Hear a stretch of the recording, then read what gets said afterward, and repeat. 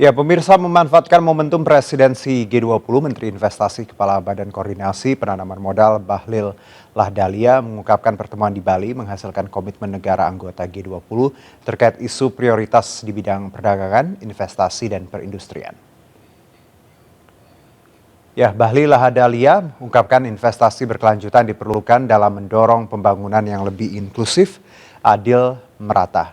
Selaku co-chairman dari TIIMM G20, berbagai tantangan dalam mewujudkan investasi yang berkelanjutan, salah satunya harus ada kontribusi terhadap hilirisasi.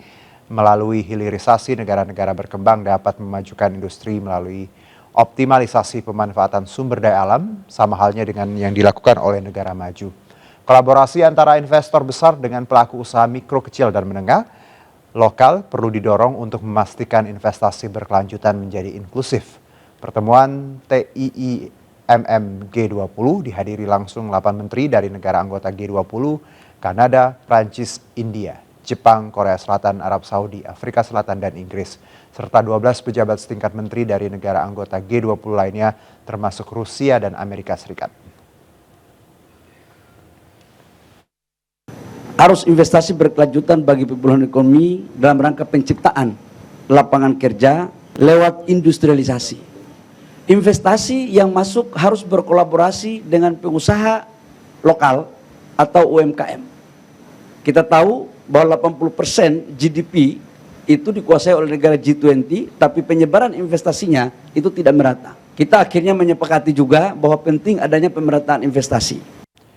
Ya, pertemuan bilateral Indonesia dan Arab Saudi di sela pertemuan tingkat menteri di G20 Nusa Dua Bali, kedua pihak sepakat mempercepat perjanjian kemitraan ekonomi komprehensif Indonesia-Saudi Arabia atau ISA-CEPA yang telah digagas sejak 2018.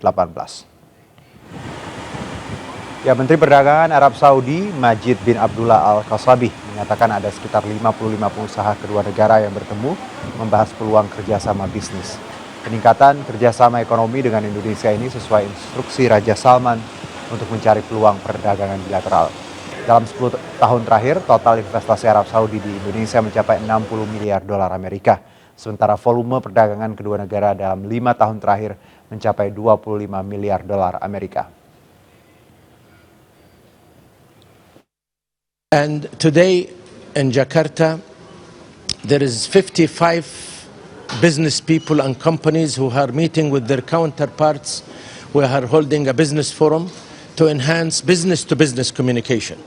So Indonesia is a strategic partner and we think we can do a lot, and hopefully the years to come will be much better, and hopefully it will benefit the two nations.